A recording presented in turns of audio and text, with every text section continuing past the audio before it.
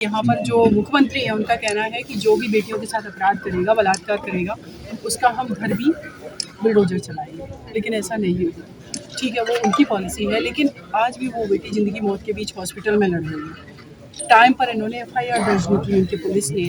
और क्या इनकी जो नीति है कि उस बच्ची को कंपनसेशन देना, उनके फादर कैसे मुकदमा लड़ेंगे, उन अपराधियों को फांसी की सज़ा देना, क्योंकि पोक्सो एक्ट का मैटर है। 12 साल से कम उम्र की बच्ची के लिए प्रावधान है कि 2 महीने में आप चार्जशीट फाइल करेंगे, 6 महीने में आप सज़ा दिलवाएंगे। तो क्या ये शिवराज सरकार ये वादा कर रही है इस परिवार से? दूसरी मैं बात कर रही हूँ कि सिर्फ ये बात बंटा जगह की नहीं है, सागर की नहीं है।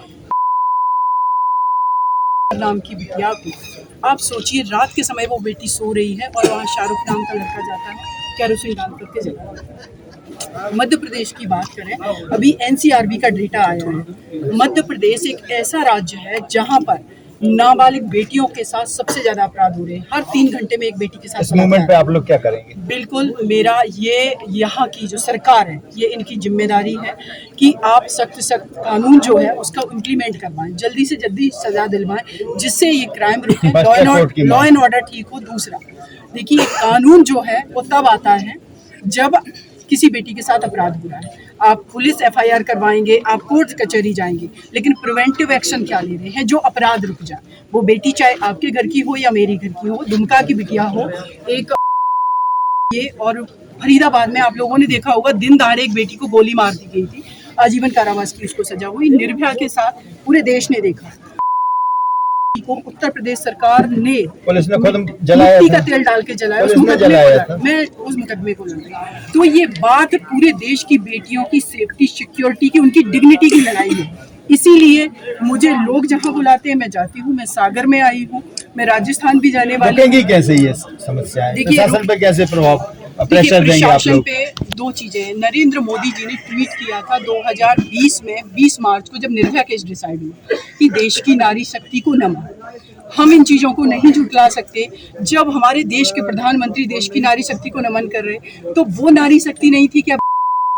गुजरात राज्य से आने वाले हमारे देश के प्रधानमंत्री, एक बेटी जो कि इतने साल मुकदमा लड़ती है, उनके अपराधियों को, जो कि रेमिशन पॉलिसी है, चाहे हम सेंट्रल गवर्नमेंट की बात करें, स्टेट गवर्नमेंट, एक भी रेमिशन पॉलिसी में वो लोग नहीं कवर हो रहे। फिर आपने क्यों छोड़ दिया? अगर देश की नारी शक्ति को नमन कर रहे हैं, देश की 49% आबादी को अगर आप ट्वीट करके सम्मान दे रहे, तो ग्रास रूट लेवल पे एक भी रेमिशन पॉलिसी में वो लोग नहीं कवर हो रहे। फिर आपने क्यों छोड़ दिया? अगर देश की नारी शक्ति को नमन कर रहे हैं, देश की 49% आबादी को अगर आप ट्वीट करके सम्मान दे रहे, तो ग्रास रूट लेवल पे उनकी समस्याओं को समझिए। हमारी बेटियां ओलंपिक में जाकर के देश में बेटों से ज्यादा मेडल ला रही हैं, लेकिन आज हमारी बेटियों के साथ रेप हो रहे। रेप जिस बेटी के साथ नहीं बन सकती थी क्या? ये बंटा की बिटिया वो कांप रही होगी, वो जिंदगी मौत के बीच लड़ रही है। तो इन बेटियों को सुरक्षा कौन देगा? हल क्या है? हल ये है, आप लॉ एंड ऑर्डर स्ट्रिक्ट करिए।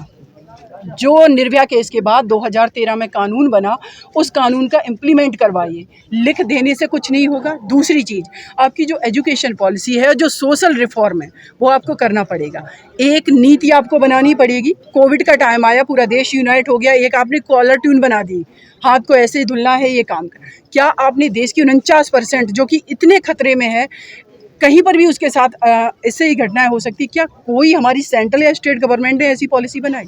आप महिला सुरक्षा गारंटी अधिनियम दीजिए ना, बेटियों को इंश्योर करिए कि आपके साथ अपराध नहीं होंगे।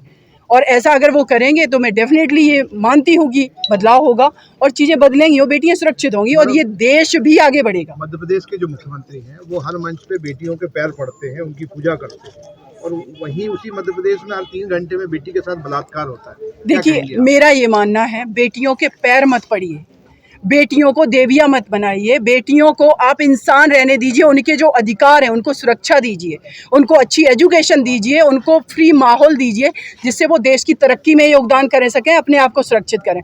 ये सिर्फ मुझे ढोंग लगता है। आप क्यों हमारे पैर धुल रहे हैं? आप हमें जो चाहिए आप वो दीजिए ना।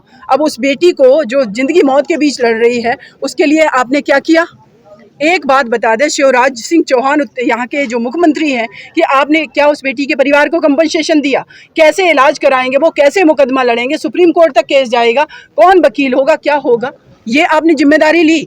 पैर धुलने की जरूरत नहीं है मेरे देश की बेटियों को। उनको निडर बनाने की, ताकतवर बनाने की, सोशल रिफॉर्म करने की और बेटों को संस्कार बनाने की ज़रूरत है और पॉलिटिशियन को भी संस्कारवान बनाने की ज़रूरत है। और जितने भी हमारे धार्मिक मठाधीश बैठे हुए, मैं निश्चित रूप से अपने देश की संस्कृति का सम्मान करती हूँ, लेकिन ऐसी संस्कृति जिसमें बाबा लोग ही बलात्कार करते, राम रहीम की बात कर लें, आसाराम बापू की बात कर लें, कितने बाबा जेल में पड़े हुए, तो ऐसे लोगों को कंट्रोल करना होगा ना। एक तो जो तो धर्म का खुद अपमान कर रहे हैं और बेटियां देश की ऐसी डरती हैं, जहाँ पर हजारों की संख्या में माताएं बहनें बैठती हैं, वो कैसे विश्वास कर लें आप पर।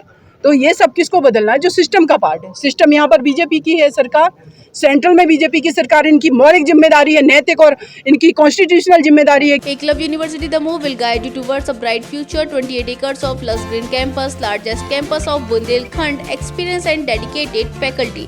50 future-ready courses taught in 12 different schools, separate courts and ground for sport, fully equipped lab and workshop, safe and fully equipped separate hostel for girls.